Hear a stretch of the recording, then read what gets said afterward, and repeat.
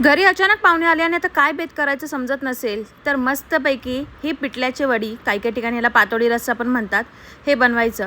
Veg लोकांकडे option तसे कमी असतात. आपण पनीरची भाजी, छोले वगैरे एवढंच करतो. पण नॉनव्हेजवाल्यांकडे कसं चिकन, मटन, मच्छी चांगलाच बेत असतो. मग अशा वेळेस काय करायचं, मस्तपैकी अशी आहे ना ही पिठल्याची वडी करायची. इतकी झणझणीत चमचमीत लागते ना, काय सांगू. बनवायला थोडा वेळ लागतो पण काहीच हरकत नाही. पाहुणे तुमचे खुश होऊनच जातील आणि पुन्हा आल्यावरती याच पातोड्या किंवा ह्या पिठल्याच्या वड्या करायला सांगतील. त्यासाठी काय करायचं, सर्वात आधी 2 मीडियम साईजचे कांदे आणि एक छोटा खोबऱ्याचा तुकडा बघा मी गॅसवरती असं भाजून घेते. आता खोबरं आहे ना लगेच जळायला सुरू होतं, त्याच्यामुळे फुकून परत ठेवायचं. दोन्ही साईडनी छान भाजून घ्यायचं. आता खोबरं भाजत आल्यानंतर मग लसण ठेवायचा. लसणाचा एक छोटासाच गड्डा घेतला होता मी. आता हे छान भाजून झालं ना की ह्याला काढायचं, थोडंसं थंड होऊ द्यायचं आणि नंतर मग ह्याचे तुकडे करायचे. हे आपण बनवतो आहे आता त्याचा काळा मसाला किंवा जो रस्सा आपण बनवतो ना त्याची प्रिपरेशन करतो आहे.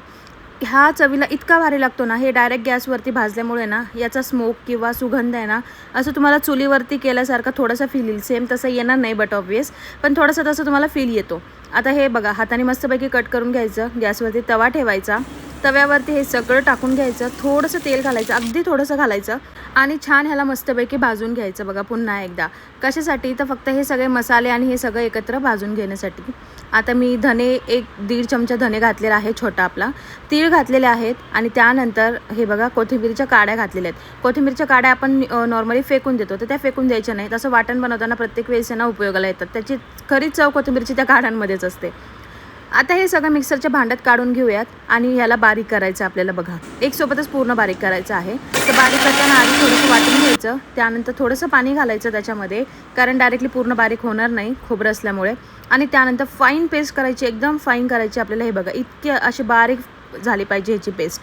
त्यानंतर आता हे साईडला ठेवून देऊयात. पिठल्याच्या वड्याची तयारी करून घेऊयात. ह्या पिठल्याच्या वड्या ना आमच्याकडे करताना आम्ही जास्तच करतो, कारण भाजीबरोबर रस्स्याबरोबर तर कमी आणि अशाच येता जाता खाऊन अर्धी प्लेट संपवून जाते.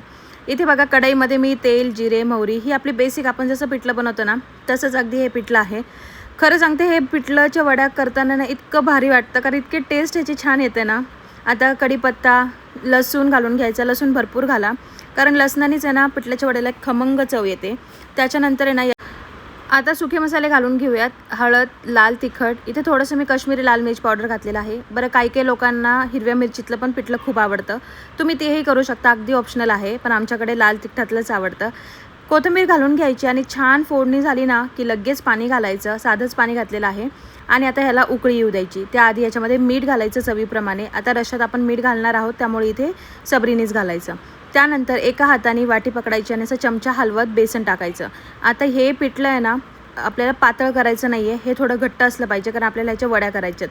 तर जेवढं बसेल तेवढं याच्यामध्ये पीठ घालून घ्यायचं, मिक्स करायचं, पीठ घालायचं. हे बघा मी जसं दाखवते ना व्हिडिओमध्ये अगदी सेम तसंच करायचं आहे. मिक्स करतच तुम्हाला बेसन घालायचं, तर तुम्हाला अंदाज येईल की किती घालायचं आहे. आणि शेवटी थोडंसं असं वाटलं ना की आता हे बघा ही कन्सिस्टन्सी की मग मिक्स करायचं छान आणि झाकून ठेवायचं, जेणेकरून पिठलं पण तुमचं एकदम छान शिजलं गेलं पाहिजे. आता इथे आपलं हे पिठलं तयार झालेलं आहे. आता याची एक वाफ काढून घेऊयात, जेणेकरून पिठलं छान. हे बघा एका वाफेमध्ये पिठलं आपलं मस्तपैकी तयार झालेलं आहे. आता या पिठल्याच्या वड्या करण्यासाठी ताटाला मी इथं थोडंसं तेल लावून घेते आहे.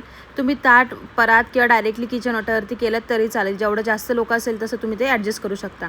आणि आता ह्याच्यामध्ये हे गरमागरम पिठलं टाकून घ्यायचं. हे बघा असं सुकं झालं पाहिजे, म्हणजे जास्त घट्ट नाही जास्त पातळ नाही, जेणेकरून तुमच्या वड्या पाडता येईल. आणि हो आधी हाताला चटके आणि नंतर मी इथे पिठल्याच्या वड्या, हे खरं आहे. आता इथे आहे ना पाणी घ्यायचं एका भांड्यामध्ये आणि त्याच्याने असं बघा हाताला थोडंसं पाणी लावायचं आणि मग ते दाबायचं. हाताला पाणी लावायचं, दाबायचं. पिठलं खूप गरम आहे, हाताला खूप चटके बसतात. काही काही लोक प्लास्टिकच्या पेपरने पण करतात, पण मला नाही आवडत असं, म्हणून मी हातानेच केलेलं आहे. हे बघा एक लेवल पूर्ण करून घ्यायची. वरनं कोथिंबीर आणि त्यानंतर थोडासा खोबऱ्याचा कीस घालायचा. छान गार्निश करायचं, म्हणजे दिसायलाही खूप छान दिसतं. आणि जोपर्यंत हे गरम आहे तोपर्यंतच त्याच्या वड्या पाडून घ्यायच्या, कारण तुम्ही थंड झाल्यानंतर वड्या करायला घ्याल ना तर त्या वड्या काही तुमच्या व्यवस्थित येणार नाही, मध्ये मध्ये तुटून जाईल. त्यामुळे हे गरम आहे तोपर्यंतच ह्याला यांना शेप देऊन घ्यायचा.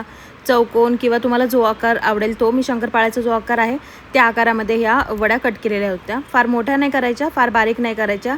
आपल्या मीडियम साईजच्या वड्या इथे आपल्याला पाडून घ्यायच्या आहेत. हे बघा आता मी एक वडी तुम्हाला काढून दाखवते की कशी झालेली आहे. आणि खूप जास्त पातळही करायचं नाही पीठ, नाहीतर मग काय होतं म्हणजे थापताना वडी उचलताना मग तुटून जाते. हे बघा ह्या कन्सिस्टन्सीची पाहिजे, किंवा हे असं एवढी थिक तुम्हाला वडी पाहिजे.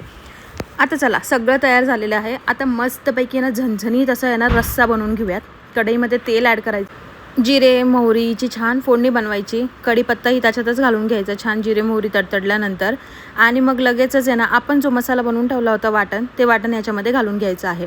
वाटण टाकताना गॅस बारीक करा, कारण ते अंगावर उडण्याची शक्यता आहे. लगेचच त्याच्यामध्ये हळद, लाल तिखट, काश्मीरी लाल मिर्च पावडर, थोडासा गरम मसाला घालायचा असेल तर गरम मसाला घालून घेऊ शकता.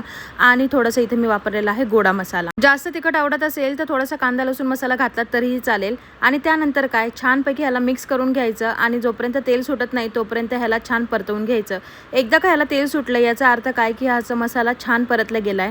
आणि काळ्या मसाल्याच्या भाजीतला जो मसाला आहे तो छान परतल्याशिवाय रस्स्याला चवच येत नाही. झाकण ठेवून 5 मिनटं हे बघा झाला आपला मसाला एकदम तेल सुटलेलं आहे. ह्याला आता एकदम मिक्स करून घेऊयात आणि यामध्ये पाणी घालायचं आहे. बरं गरम पाणी तुम्ही घातलं तर कट लगेच सुटतो, छान कट येतो. इथे मी थंडच घातलं होतं वेळेअभावी आणि नंतर उकळी आल्यानंतर छान कट आलाच होता यालासुद्धा. आता हे मिक्स करून घेऊयात. कन्सिस्टन्सी तुम्हाला आवडेल तशी ठेवा. काही लोकांना खूप पातळ आवडते किंवा काही लोकांना थोडीशी घट्ट आवडते. कोथिंबीर घालायची, दणदणून उकळी आणायची आणि हे बघा तुमचा कट एकदम तयार झालेला आहे. आता याला कट म्हणा किंवा रस्सा म्हणा, काहीही म्हणा.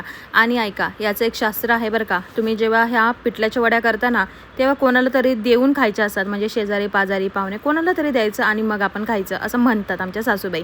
ते ही रेसिपी तुम्हाला आवडली असेल ना तर नक्की एकदा ट्राय करा. चॅनलला सबस्क्राईब करा. भेटू लवकर.